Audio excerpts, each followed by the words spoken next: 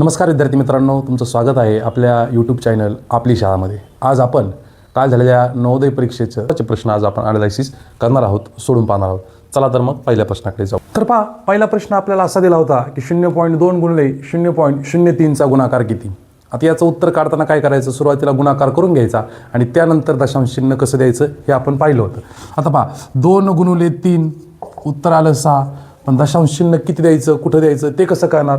तर दोन्ही संख्यांच्या दशांश चिन्हाच्या उजव्या बाजूला किती अंक आहेत। आता पहा, याच्या 1 आहे, याच्या 2 आहे, बरोबर। मग आता किती झाले, 2 आणि 1 3। मग याच्या इकडे 3 अंक मोजून दशांश चिन्ह द्यायचं। हा 1 2 हा 3 आणि दशांश चिन्ह, उत्तर किती येणार 0.206। पुढचा प्रश्न आहे 20 आणि 30 चा सर्वात मोठा अवयव कोणता। आता दोन संख्या दिलेल्या आहेत आपल्याला, 20 आणि 30, याचा सर्वात मोठा अवयव। आता मुळात या प्रश्नासाठी वेळ घालण्याचीच गरज नव्हती। पर्यायामध्ये जे पर्याय दिले होते ते होते 5, 8, 10 आणि 25। आता याच्या निरीक्षणावरूनच आपल्याला मुळात लक्षात यायला पाहिजे होतं की 5 हा जरी याचा अवयव असला तरी तो मोठा नाही आहे। 8ने दोन्ही संख्येला भाग जातच नाही, 10ने दोन्हीला जातोय आणि 25ने दोन्हीला जात नाही। आता मग जाणाऱ्या संख्या कोणत्या, 5 आणि 8, यातला मोठा कोणचा अवयव 10। पर्यायातून पण उत्तर येत होतं, परंतु आपण जर प्रश्न वेगळा असता, अंक वेगळे असते तर काय करावं लागलं असतं, मसावी काढला लागला असता। तर मग आपण मसावी पद्धतीनं काढून पाहू। तर पहा, आपण 20चे अवयव पाडून घ्यायचे आहेत। 2 गुणिले 2 गुणिले 5, 5 दुने 10 आणि 10 दुने 20, 20चे अवयव पडले। तसेच 30चे अवयव पाडून घेऊ। 2 गुणिले 3 गुणिले 5, 5 त्रिक 15 आणि 15 दुने 30। आता मसावी काढताना काय करायचं, सामायिक अवयव कोणते आहेत ते पाहायचं। आता सामायिक अवयव बघा, दोन्हीमध्ये हा 2 आहे, हा 2 आहे, त्याच्यानंतर 2 आणि 3 आहे, हा सामायिक नाही। 5 आणि 5 आहे, सामायिक अवयव किती मिळेल आपल्याला, 2 आणि 5 यांचा फक्त काय करायचा, गुणाकार, लगेच मसावी मिळतो। 5 दुने 10, आपलं उत्तर यायला होतं पाहिजे होतं 10। निरीक्षणावरून लक्षात येतं आहे, म्हणजे आपण ते पटकन सोडवता येते, पण जर संख्या वेगळी आली असते त्यासाठी आपण असं सोडून दिलं तर आपलं उत्तर होतं 10। प्रश्न असा होता, 999 आणि 9999 यांचा गुणाकार करायचा होता। पर्याय आपल्याला 4 दिले होते आणि त्याच्यामध्ये आपल्याला उत्तर शोधायचं होतं। तर आपण पर्याय पाहिल्यानंतर आपण एक ट्रिक वापरतो, समजा 9981 त्याच्या एकक स्थानी 1 येणार आहे, परंतु आपण जर पर्यायामध्ये पाहिलं तर 3 पर्यायांच्या एकक स्थानी 1 होता। मग अशा वेळेस फंबल होणार आहे, गोंधळ होणार आहे। मग काय करायचं आपल्याला, आपण ट्रिक शिकवली होती, ज्यावेळेस एखाद्या संख्येला 99ने 999ने 9999 9च्या या संचाने गुणाकार करायचा असतो, त्यावेळेस आपण तो कसा करायचा हे आपण शिकवलं होतं। समजा आता पहा, आपल्याला 9999 गुणिले 999 करायचं आहे, बरोबर, गुणिले 999 करायचे। यासाठी आपण काय शिकवलं होतं की जी ही संख्या आहे त्या संख्यामधून 1 वजा करून अशी संख्या मांडायची, म्हणजे अशी मांडणी करून घ्यायची। त्यानंतर दुसरी मांडणी कशी करायची, हे 999 आहेत तसे मांडायचे खाली, बरोबर। या 9999 मधून फक्त 1 वजा करायला, वजा 1, त्याची मांडणी इथं करायची। मग ती किती येणार आहे, 9998, 9998, बरोबर। इथपर्यंत मांडणी करून झाली, ही झाली दुसरी स्टेप। आणि एक तिसरी स्टेप आहे, काय करायचं आपल्याला, ह्या जो 9998 अंक आलेला आहे तो फक्त इथे खाली मांडून घ्यायचा। मग काय मांडणार, 8999, कसं मांडलं एक आहे असा घेतला दुसऱ्या मांडणीमध्ये, याच्यामध्ये 1 वजा करून इथं घेतला, ही झाली दुसरी पायरी। तिसऱ्या पायरीमध्ये ही जी 4 अंकी संख्या आलेली आहे, वजा 1 वजा करून ती फक्त इथं मांडलेली, आणि याची काय करायला आपल्याला आहे, याची करायची आहे वजाबाकी या दोन्हींची।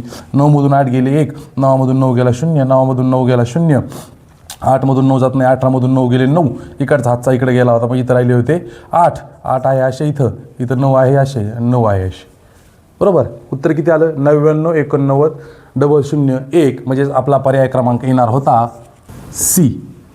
आता प्रश्न आपल्याला असा दिला होता, 4 संख्या दिलेल्या आहेत, त्यापैकी 3 संख्यांची बेरीज करून 4थ्या संख्यांची वजाबाकी करायची आहे। मग आता कोणत्या होत्या 6 संख्या, 6.082, 60.82, 608.2 वजा 0.782, म्हणजे आपल्याला काय करायचे, यांची बेरीज करून वजाबाकी करायची होती। हे गणित सोडवायला अतिशय सोपं आहे, 5 अक्षराने अवघड वाटतं, परंतु फक्त मांडणी जर बरोबर केली, मांडताना जर चुकणं नाही तर गणितही 100% चुकत नाही। आता आपण याची मांडणी करून घेऊ। यातली मोठी संख्या कोणती आहे, 608.2 अधिक त्याच्यानंतर 60.82। पहा, मांडणी करताना एकक खाली एकक, दशक खाली दशक, 60.82 आणि तिसरा अंक छोटा आहे 6.082, बरोबर। आता पहा, याची करायची होती आपल्याला 3 बेरीज। तर जिथं अंक नाही तिथं आपण 0 देऊन घेऊ, इथं 0 0, इथं 0, इथं 0 इथं 0 इथं 0 अशी मांडून घेतली. आता बेरीज करायला अवघड जाणार आहे का? अजिबात नाही. हे पहा 2 8 आणि 2 10 हातचा आला 1, 8 आणि 3 11 हातचा आला 1, 9 आणि 6 15 हातचा आला 1, 6 आणि 1 7 आणि 6 आहे तसे 3 घरानंतर दशांश चिन्ह आहे म्हणून 3 घरानंतर दशांश चिन्ह द्यायचं. हे बेरीज आहे, हा काय गुणाकार नाही. ज्यावेळेस गुणाकार करतो त्याची बेरीज करून मग दशांश चिन्ह द्यावं लागतं. ही बेरीज आहे म्हणून 3 नंतर दशांश चिन्ह. 675 दशांश 102. पण हे उत्तर आलं आहे का? नाही, कारण आपल्याला अजून तो अंक वजा करायचा. त्याची मांडणी करताना पहा 0 का मांडलाय? दशांश चिन्हाच्या पुढचेच अंक आहे सर्व 0 60 82. याची वजाबाकी करताना कोण जायचं नाही. अतिशय छोटीशी चूक आपलं उत्तर चुकवू शकते, कारण पर्याय पण जवळचे सामायिक दिलेले असतात. एखाद्या अंकाचा फरक असतो तिथं आपण चुकतो. आता पहा 0 मधून 2 जात नाही, 10 मधून 2 गेले 8, हातचा इकडे दिला होता इथे राहिले 11, 11 मधून 8 गेले 3, इकडे हातचा दिला होता इथे राहिले 9, इकडे हातचा दिला इथे 10 राहिले, 10 मधून 6 गेले 4, दशांश चिन्ह आहे तसं. आणि त्याच्यानंतर इकडे हातचा दिला होता मग इथे राहिले 4, 7 आणि 6 674 दशांश 49 38. म्हणजेच आपलं उत्तर यायला पाहिजे होतं सी. पहा पुढचा प्रश्न अतिशय सोपा होता. 64च्या सर्व अवयवांची बेरीज किती? आता सर्वात प्रथम आपल्याला काय करता आलं पाहिजे? त्या दिलेल्या संख्येचे अवयव पाडता आले पाहिजे. आता पहा 64चा म्हणजे किती प्रकारे भाग देता येतो? 64 1 गुणिले 64 64, 2 गुणिले 32 हे पण अवयव पडतोय, 4 गुणिले 16 8 गुणिले 8. परत आपण खाली करायला गेलं तर तेच अंक परत येतील. मी साधारण एवढे अवयव पडतात. आता यांची बेरीज करायची.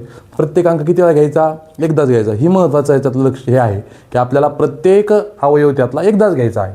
64 घेतला, 32 घेतला, 16 घेतला. आता 8 इथं 2दा आहे पण किती वेळा घ्यायचा? एकदाच 8. त्याच्यानंतर 4 2 आणि 1 ह्या सर्वांची बेरीज करून पाहू. 4 आणि 2 6, 6 आणि 6 12 आणि 8 20 आणि 4 24, 24 आणि 2 26 आणि 1 27, हातच्याले 2, 6 आणि 2 8 आणि 3 11 आणि 1 12, 127. म्हणजेच आपलं पर्याय बरोबर यायला पाहिजे होता. पर्याय क्रमांक सी आपला बरोबर होता.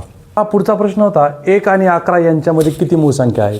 प्रश्न दिसायला अतिशय सोपा आहे, परंतु प्रश्नाच्या वाक्यरचनेमध्ये थोडा फरक वाटतोय. पहा 1 आणि 11 यांच्यामध्ये किती मूळ संख्या विचारली आहे आपल्याला. आता 2 वाक्य आहेत, 1 ते 11 याच्यामध्ये किती मूळ संख्या आहेत आणि 1 ते 11 यांच्यामध्ये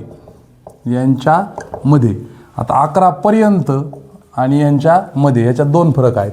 आता पहा आपल्याला माहिती आहे 1 ते 10 पर्यंत आपण मूळ संख्या पाहायला गेलं तर 2 आहे, 3 आहे, 5 आहे आणि 7 आहे. ह्या मूळ संख्या आहेत. आणि याच्यानंतरची येणारी मूळ संख्या आहे 11.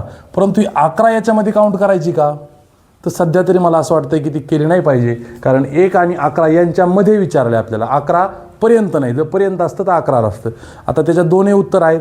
एक ठिकाणी 4ही आहे आणि एक ठिकाणी 5ही आहे. आता उत्तर 4 धरायचं की 5? सध्या आपण 4 बरोबर जाऊ. ज्यावेळेस आन्सर की येईल त्यावेळेस कळलंच, परंतु माझ्या मते तरी सध्या 4 आहे. क्रमांक बी 1 ते 11 नाही तर 1 आणि 11 यांच्यामध्ये 4 मूळ संख्या आहेत असं आपण म्हणून पर्याय क्रमांक बी. प्रश्न अगदी सोपा होता. हे पहा 999ला आपल्याला 1000ने भाग द्यायचा आहे. काहीच नाही, उत्तर आहे असंच येणार आहे 999. फक्त दशांश चिन्ह कुठं द्यायचं आहे महत्त्वाचं आहे. तर कितीने भाग गेला आहे? 1000.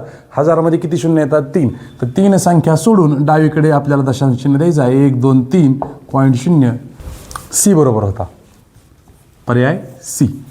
चला पहा वारंवार हा प्रश्न येऊन सुद्धा परीक्षेमध्ये कालही नवोदयच्या परीक्षेमध्ये मी मुलांशी बोलल्यानंतर इथं चूक झालेली आहे. तर काय आहे? 100 सेंटीमीटर स्क्वेअर याला मीटर स्क्वेअरमध्ये परिवर्तित केल्यावर काय उत्तर येईल? आता बऱ्याच जणांना माहिती आहे की 1 मीटर बरोबर 100 सेंटीमीटर, म्हणून मीटर स्क्वेअरमध्ये रूपांतर करताना सुद्धा मुलांनी किती उत्तर लिहिलेलं आहे? 100 सेंटीमीटरचं 1 मीटर असं उत्तर लिहिलेलं आहे. ते अतिशय चुकीचं आहे, कारण आपल्याला तिथं मीटर स्क्वेअर करायचं आहे. आपल्याला क्षेत्रफळाकडे जायचं आहे. क्षेत्रफळाकडे जाताना काय करतात ते आता पाहू. पहा आपल्याला काय माहिती आहे? 1 मीटर बरोबर 100 सेंटीमीटर हे तर सर्वांनाच माहिती आहे, परंतु आपल्याला काय विचारले? मीटर स्क्वेअरमध्ये जायचं आहे. मीटर स्क्वेअरमध्ये जाताना या क्षेत्रफळामध्ये जात असताना याचा स्क्वेअर झाल्यानंतर फक्त सेंटीमीटरचा स्क्वेअर होणार आहे का? नाही, 100चाही होणार आहे. म्हणजे 1 मीटर स्क्वेअर बरोबर किती होणार आहे? 100 गुणिले 100 म्हणजे 10,000 बरोबर. 10,000 सेंटीमीटर स्क्वेअर. पण आपल्याला विचारलं आहे काय? 100 सेंटीमीटरचे मीटर स्क्वेअरमध्ये परिवर्तन करायचं आहे.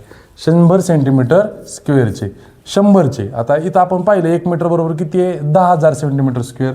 आणि आपल्याला कितीचं रूपांतर करायचं आहे? 100चं. म्हणजे 100ला आपल्याला कितीने भागावं लागणार आहे? 10,000ने बरोबर.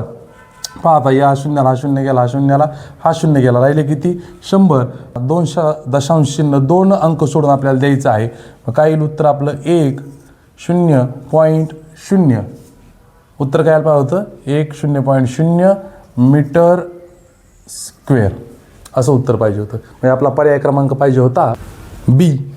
काय पर्याय पाहिजे होता बी. इथं बऱ्याच जणांनी गफलत केलेली आहे. महत्त्वाचं लक्षात काय घ्यायचं आपल्याला, सेंटीमीटरचं मीटर स्क्वेअरमध्ये ज्यावेळेस रूपांतर होतं त्या क्षेत्रफळामध्ये जातं आणि क्षेत्रफळामध्ये जाताना 1 मीटर स्क्वेअर बरोबर 10,000 सेंटीमीटर स्क्वेअर हे आपल्याला लक्षात ठेवायचं आहे. कालही बऱ्याच जणांनी चूक केली आहे, येणाऱ्या परीक्षेतही चूक होऊ नये म्हणून हे वारंवार आपण लक्षामध्ये ठेवायचं. आपलं उत्तर किती होतं 0.0 मीटर स्क्वेअर. आणखी एक प्रश्न आहे, त्या प्रश्नामध्ये आपल्याला विचारलं होतं चौकोनाच्या आंतरकोनांची बेरीज किती ते आपल्याला काढायचं होतं. पर्यायामध्ये वेगवेगळे अंश दिलेले होते तर त्याचं उत्तर येत होतं 360 अंश. पण हे काढायचं कसं, त्याचं सूत्र आहे n-2 गुणुले 180. या सूत्रानं आपण कोणत्याही बहुभुजाकृती असू, किती मोठी आकृती असू, त्याच्यातील आंतरकोनांची बेरीज काढू शकतो. समजा जर